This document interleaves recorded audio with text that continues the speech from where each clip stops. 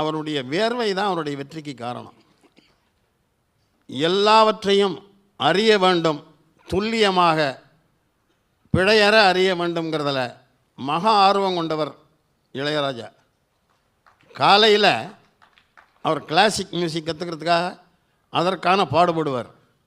சான்ஸ்கிரிட் முறையாக கற்றுக்கணும் அந்த உச்சரிப்புன்னு சொல்லி பல வருஷங்கள் ஈ லேர்ன்ட் சான்ஸ்கிரிட். வேதத்தை பிழையற அவரால் ஓத முடியும்.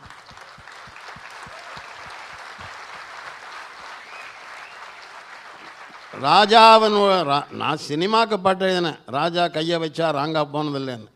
ராஜா கையை வச்சா எவனுமே உருப்படுவான். உதாரணம் நான். எனக்கு பெரிய டிரான்சிஷன். 4000 பாட்டு நான் ராஜாட்ட எழுதியிருக்கேன். 4000ம் 4000 திவ்ய பிரபந்தம் மாதிரி. ஏயா அதுக்கப்புறம்